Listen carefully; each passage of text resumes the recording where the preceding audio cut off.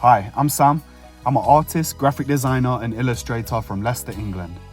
I like travelling, creating, cooking, going to the game, jumping in the water and stuffing my face. In early 2023, I decided to put all my stuff into storage, sell my car and go travelling, embracing life as a digital nomad, flying around the world and working remotely in other countries. So far, it's been a blast. I've been making memories, exploring different cultures and embracing different ways of life. I've made a bunch of new friends, had a bunch of visitors from back home come out to stay with me, tried local cuisines, fell into tourist traps and had way too much sunshine. Some of my favourite days since I've been away are the days where I've put the iPad in a bag, gone for a wander until I found somewhere to post up, enjoying the scenery and drawing something. So I want to bring you with me as I document my journey and try to adjust to life on the move, finding inspiration and living my dream of working and travelling, drawing and exploring.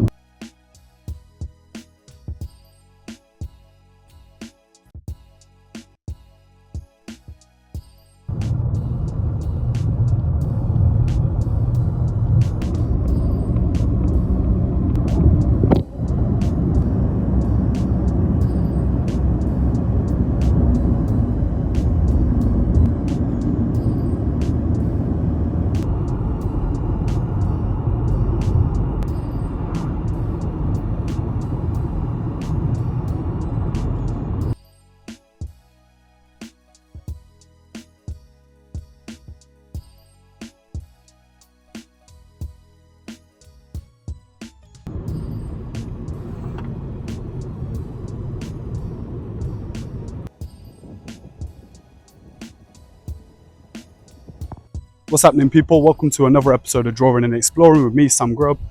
Today I'm in sunny Albania. It's a cool 35 degrees. This morning I took a little road trip to the south of Albania. I'm in Saranda, which is the unofficial capital of the Albanian Riviera, or they call it the Maldives of Albania. And as you can see, it's a seaside town. We're in there, what is it? Aeonic, is it? I can't remember the name of one sea, but the Adriatic Sea and another one meet for the coast here. And I'm a little bit back to front today. So normally I'd leave myself some time to get posted somewhere and do some homework. Whereas today I'm up against it because I had the road trip this morning. I must have only arrived here about 3 p.m. And there's an England game in the European Championships. England are playing Switzerland at 6 p.m. tonight. So I don't want to miss that. I'm thinking if I can find somewhere to get in and watch that. The sun sets just after the game, so maybe somewhere with a bit of a view and I could watch the sun come down. That'd be pretty cool. And I think in terms of the drawing section from today, I think I'm likely going to do it either later tonight or tomorrow and just kind of put it in the middle, freeze up a little bit of time just to have a little look around. It's not the exploring part I'm worried about, it's the drawing part. But yeah, like I said, 35 degrees in the south of Albania. You can get a little 20-minute boat ride over to Corfu. So the whole time I've been in Albania, I've been getting like Greek vibes from the people, the food, the scenery. And yeah, here we're really close to Greece. So I was looking on YouTube and a bunch of Greek holiday makers make the trip over. And I think just maybe Albanian tourism's gone crazy because I had some friends who were out here and they were in the south as well. And they were saying, yeah, you should come. That's a dead end. They were like, yeah, you should come visit. And I didn't make it out to them in time, but they were here. They were in a place just a 20-minute drive down the road. I think it's called Kasmil. So I might try check that out. There's a whole bunch of stuff to do. I've got a room for the night. I've got the rental car for 2 days. So I'm going to try and tick off as much stuff as I can in the south of Albania. But now I've kind of committed to the idea of doing the drawing later on. I think I'm just going to go and have a dip in the sea. I've come all this way. It's a beautiful beach. It looks nuts. I just want to go and dip in the water. So I think I might leave that bit out. But yeah, first things first. Then I can talk a little more about why we're here and what I'm going to be working on.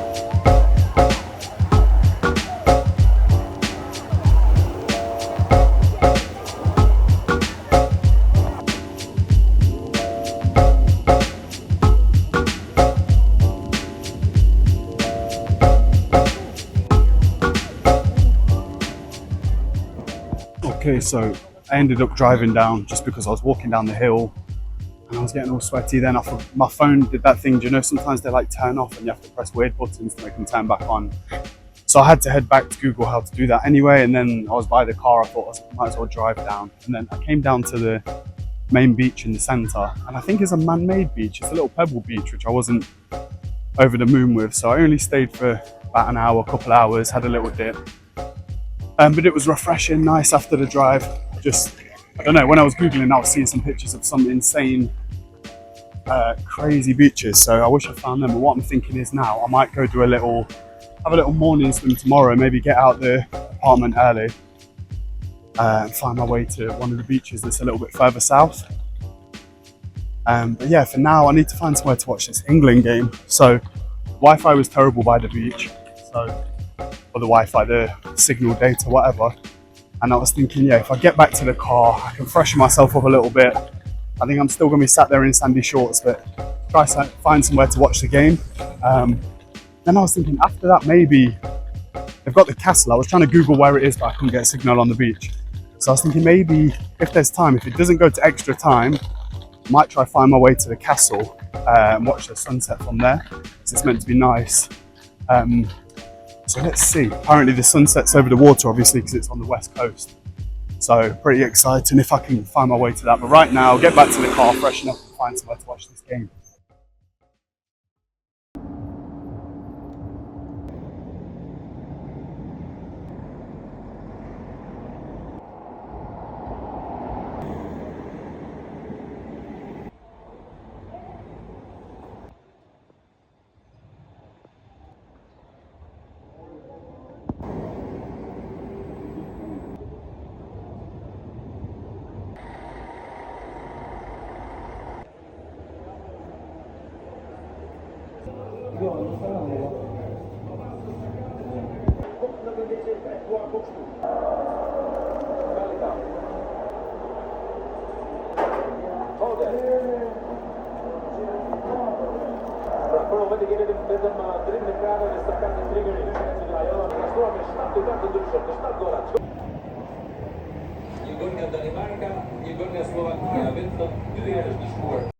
As per almost bored to tears by England, Gareth Southgate's England. So I'm texting my friend and I'm like, what should I do? It's gone to extra time and I'm due to miss this sunset. He was like, just go see the sunset. So I've got the VPN on, I've got iPlayer on, and I'm going to try and keep one eye on it whilst I drive up there. It's only a 15-minute drive from where I am. So I figured maybe if I see the first half of extra time in the car, get up there, maybe catch the second half of extra time, penalties if there's penalties, and that still gives me a bit of time to catch his sunset. Look at this, nice postcards.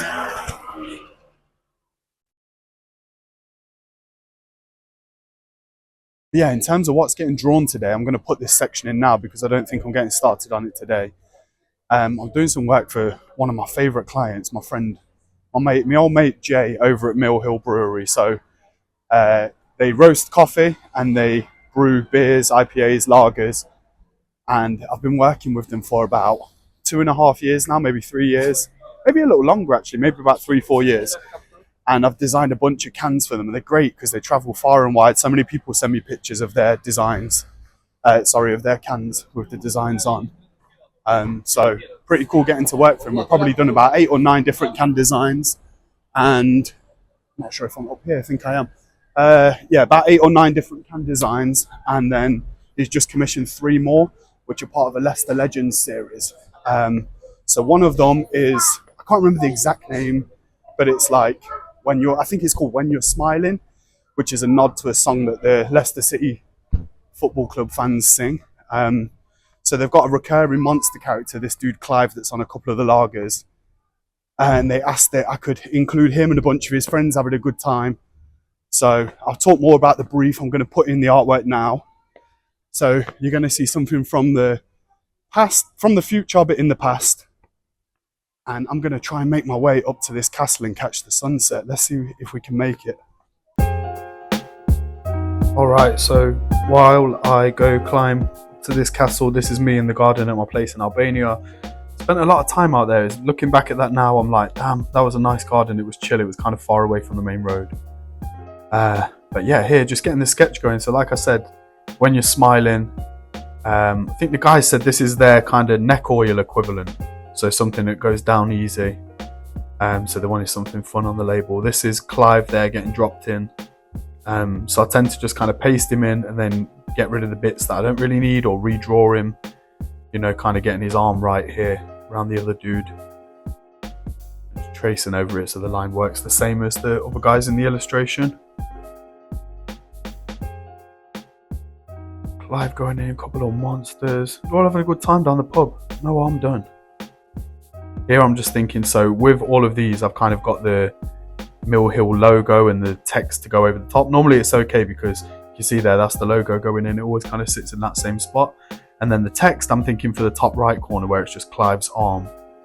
I figured I'm not really going to be going over too much there. But yeah, with these, the guys, they'll have the beers on tap as well. So at their place out in Enderby, at the pub there, they always want the artwork so it can be turned into a pump clip as well, which is the name for the piece of card that's kind of on the front of the tap. So you know, you point to what beer you want.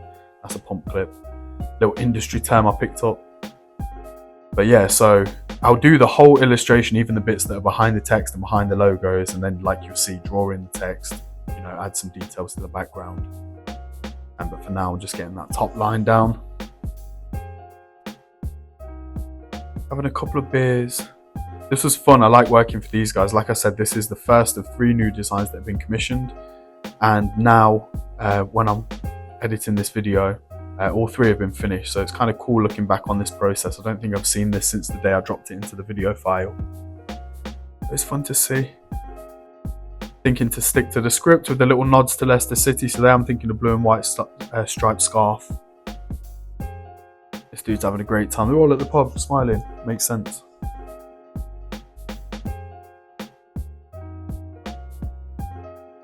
I always go for the finger in the air as well. I don't know why this is, but whenever I'm drawing a similar scene to this, I'm always drawing someone with one finger up, just like dancing, I guess, kind of dad dancing vibe. That's what I'm thinking.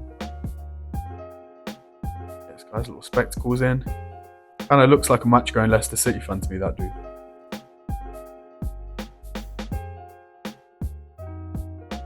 The rest of the boys just getting their big teeth. The monsters thing's a funny one, right? Because I'll get jobs all the time where like, it's clear that people want me to do the job because they want one of these monster characters. And I don't mind it so much. It's, you know, obviously there's a bunch of other stuff that I'll do as well, as you've seen in previous episodes, but I guess the monsters is like a calling card. And I used to, the way it all started was I do these drawings with just like ink spots on paper and just kind of use that to determine the shape of the character's head, so I don't kind of get stuck just drawing the same thing over and over again.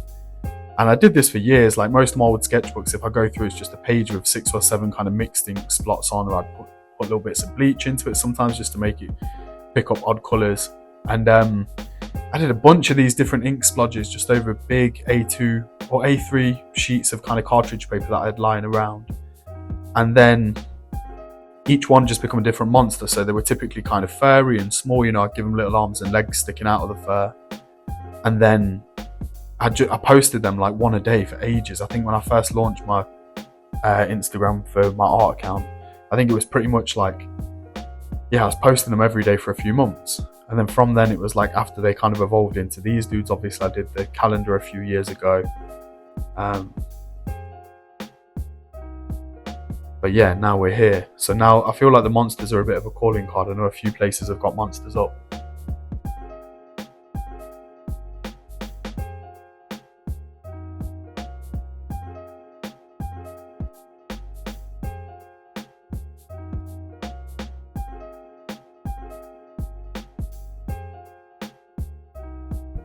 Here, just some of those finer details. Trying to figure out how his chin matches up. I feel like there was a time where I used to draw monsters every single day. It was like, that was my go-to thing, whereas now I'm trying to experiment with different stuff. So I feel like there's a bit of muscle memory there. I have to like relearn or re-go over some certain bits. You see now the boys not far off done. Starting to get some colours in. So this is interesting because I've got free reign here. The can be whatever colour. So it's about trying to find something that kind of fits in with all the colours. I want them to look colourful. I want it to be not so much like a palette of colours that go together, but just like a whole bunch of different colours, as if it's any old mates that have come and linked up at the pub. And then it's just a case of, I think I must have skipped a bit out there. Maybe I forgot to press record when I drew the fur in. Looks like that's gone down super quick. But yeah, with the background, just trying to find a colour that fits everything. And like, I don't know, they've got a few beers that kind of are a nod to Leicester City. So I don't want to make all of them blue. Seems a bit obvious, kind of want there to be different colour ones. But yeah, here, just tiny details, some bubbles going into the beer. Lovely ones coming off the tap. Figuring this is like post-match probably. Little 2-1 win down the King Power. Yeah, you can see here, so just adding a bit of the fur. I tried to make a brush on Procreate, the software I use, to like do it, you know, kind of in a line, but it was hard because every time I'd done it, it looked really uniform and I didn't find it to be so useful. But yeah, using Procreate's the software. Then this is an iPad Pro, I think it's 5th generation, 12.9 inch. It's still going really good. I think about how old it is now. It's a few years old, but it chugs, it's nice. And I'm using a Apple second generation pencil. It's got a third-party nib on it, and it's just like a carbon copy of the Apple one. I got a pack of 3 of them from Amazon, but does the job. It's working well. And then I've got a screen cover on. In the last episode I installed it. It's called a paper-like, and the idea is it makes, rather than you slipping around on the glass, it gives you a bit of resistance, kind of how paper might feel. And that's the setup. Good thing is when they sent me when I decided I was going to do all this stuff and I was in Mexico, I ordered the tripod off Amazon, and the Mexican Amazon man sent me 2 by mistake, so I've got a spare tripod that come in handy when I was filming from across the road all day during Bring the Pain. Here the shadow layer just going in, I put this on a separate layer, so this is just to add a little bit of shadow, but rather than drawing straight over the layer with all the colour on, if I put this on its own separate layer and change the opacity, I can always tweak it at the end. Just trying to make it look a little bit more 3D.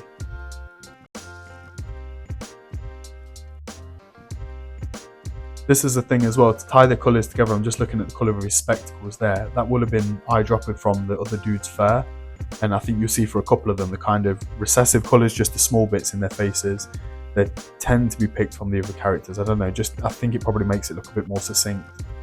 Ties it together a little bit more, maybe a bit more graphic.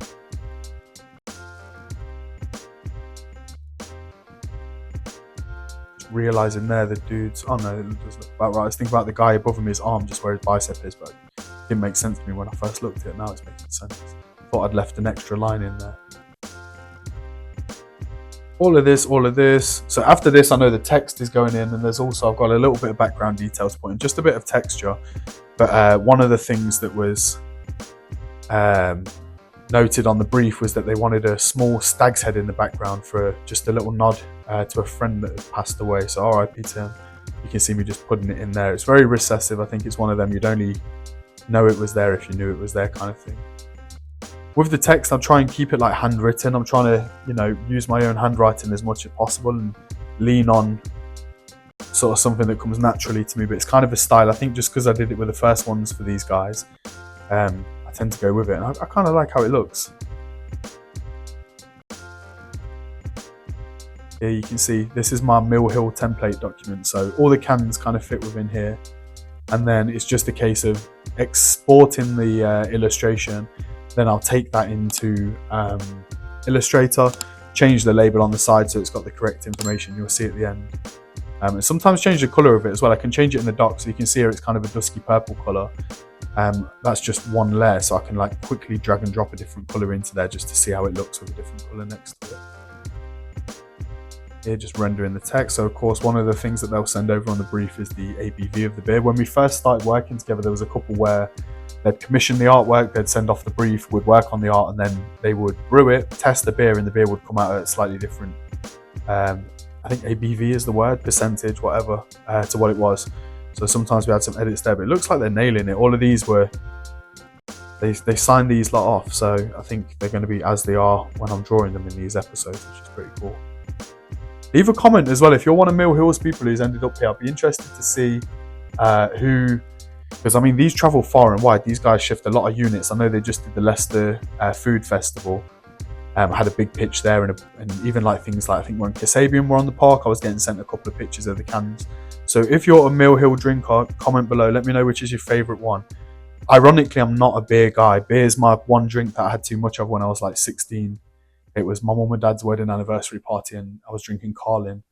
It was a bad time. But yeah, here you can see the final artwork. I'm going to drop in the can as well.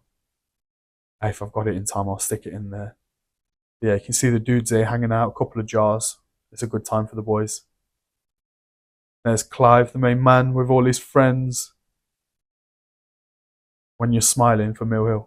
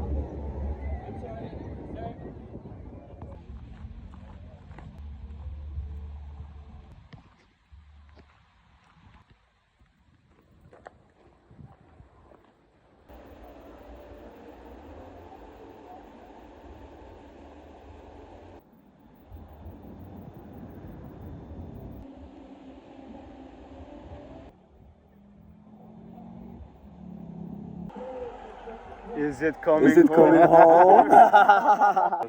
Oh, Trent, fuck, I'm a bit... Come on, man. Ooh, Trent. No. Get in there. It's coming!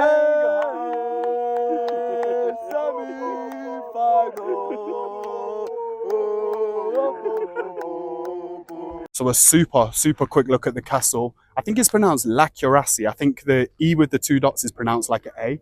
So this place, Saranda, is like ends with the E with the two dots, but I think it's pronounced Saranda. So Lekuresi Castle, it was built in 1537 by, what was this dude's name? Sultan Suleiman the Magnificent of the Ottoman Empire. So I think some of those Ottoman Empire guys have just given themselves cool names. But yeah, built in 1537, it said it's made out of stone, which is very clear. It housed 220 men. It said it's had a garrison of 220 men, so I need to Google to find out what a garrison is. I just had a super quick look round. I found my way around to the other side to watch the sunset, and there's a wedding party in there. So I've kind of like got my flicks at the back. You know, these guys were down the hill a little bit. And then some dude comes around, he's like, oh, you can't be round here. I was like, sorry, mate, no problem. He says, yeah, I know it's no problem. I'm like, all right, chill out.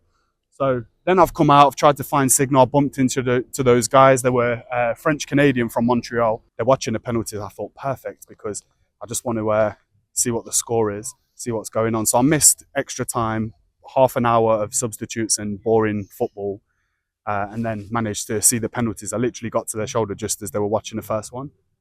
So pretty buzzing with that. I had a cool little one. Those guys were buzzing out. They said, congrats, you're in the semi-finals. But yeah, so now the sun's definitely set. I think it's time to go find some food. So I'm about to head down back into the centre, try and find something nice. I think I don't want to get sucked into the tourist trap sort of places by the coast. I was having a Google earlier, and obviously they've got a bunch of stuff that overlooks the sea. But I think the prices just rocket. And I know there's when I was Googling before, it said they've got some really nice seafood here. So I'm not mad on seafood, so I think I'll swerve that. But I want to go find something nice. I'm not looking forward to the drive back down. The drive up was ropey enough, and that was with some sunlight. So wish me luck on the way back down. It's a windy, windy, thin little path. So I'm going to find my way back down and then try and find somewhere to get in and get some food. I'm starving.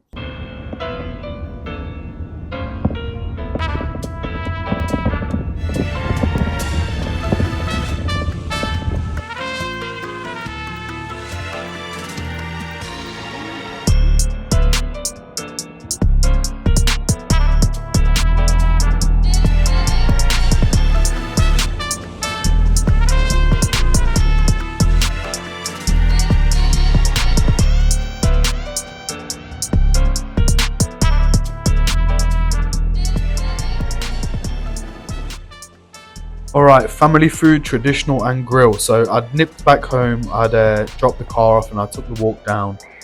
It was pretty late by this time, to be honest, but they were still open. I was just looking for some traditional food. They had the game on, which was pretty cool. Holland, Turkey, I think it was. But yeah, the food was, I've been waiting for a day like this where, you know, it wasn't up to scratch. I think I've been pretty lucky. A lot of places I've been to, it's been pretty good. And especially like, you know, some of the traditional places I'd found in Albania and in Mexico. But I mean, it was really bad. You're looking here like, I don't want to slew them because I feel stink. The poor woman was rushed off her feet. I felt like I'd stepped into an episode of Kitchen Nightmares. Here she's bringing over another little salad because the chicken said it come with seasonal potatoes. Seasonal veg. Look at this salad. The seasonal veg was potatoes. And then the chicken was super, super chewy. Chips were good, but they're hard to get wrong. The peppers were disgusting. I'm not sure if I put it in this video. I'd hope I did. These were like these little veggie fritter things. They were just, they just tasted like potato. Hot work, sweating it out. Look at this. But yeah, it was a shame. It was really bad. I felt sorry for the woman. She was rushed off her feet, and the husband's just like pouring raki out and just tanking shots and not helping out. So I got through it. I ate what I could. It was really bad. And it's exactly one of the tourist trap sort of places that I didn't want to get stuck in. It really put a bummer on the night. I was like, damn, I'm here for one day. Yeah, look at these stuffed peppers. Look at the rice that's in them. And the veggie fritter, that's how vegetable it was. And the depressing salad. The Dutch were happier than me, I guess. They had a good time. And yeah, it was kind of expensive as well. £27. It was a big by the seaside tourist trap kind of not so good one to get. I think above all other things, that was just depressing. Watching that poor woman rush around and the terrible food. It wasn't a win. My friend said, you win some, you lose some. I think he's probably right on that. She said, do you want to... I left loads of it. She was like, yeah, do you want to take it away? I was like, no, I don't think so. But yeah, it's been a day, Saranda. I feel like I've seen a bit of it. Kind of all centres around the one kind of pier. So I think once you've had a view of that and you've seen what's going on, that's kind of the whole sketch. It reminds me a little bit of the place I stayed in Turkey that had a similar vibe. That was just in a little cove as well. And the whole town centred around the beach at the bottom. Yeah, I'm absolutely shattered, so I'm going to take myself on home now. I don't think I'm braving that hill, walking all the way up. I was thinking, you know what, it's like, it was a 16-minute drive or a 13-minute walk. So I thought, yeah, I'm going to walk it, just because driving here is crazy, and I didn't fancy it at night. And then I didn't consider that it would be massively downhill, and I'd have to walk back up. So I think now I'm all full of that food. I'm going to get a taxi back up, but yeah, just a bad end to the day. Really poor, really bad. Fell into exactly the sort of place I didn't want to head. But yeah, well, anyway, if you made it this far, thanks for watching, guys. I think, yeah, I'm going to go explore more of Albania tomorrow, so hopefully you can have a better day tomorrow. But yeah, like I say on every episode, if you want to keep up with me and if you want to follow, probably the easiest place to follow me is on the Instagram. So if you go to Instagram, at samgrubart, and that's all the project work and sort of main pieces. I do everything, kind of everything I work on, I post there, most of the stuff. Also the TikTok is samgrubart as well, so you can head there. As well as that, I've got my portfolio website, so if you go to samgrub.co.uk, you can see some bigger pieces. I'm due to give it a spruce up with some newer projects, but there's a different blend of work there, and then from there you can get to my shop as well. The shop is shop.samgrub.co.uk. So if you want to buy t-shirts, or if you want to buy sticker packs or posters, stuff like that, then that's all there. What else? I think the main thing, like I say at the end of all these episodes, the main thing that I want to get over is the email address.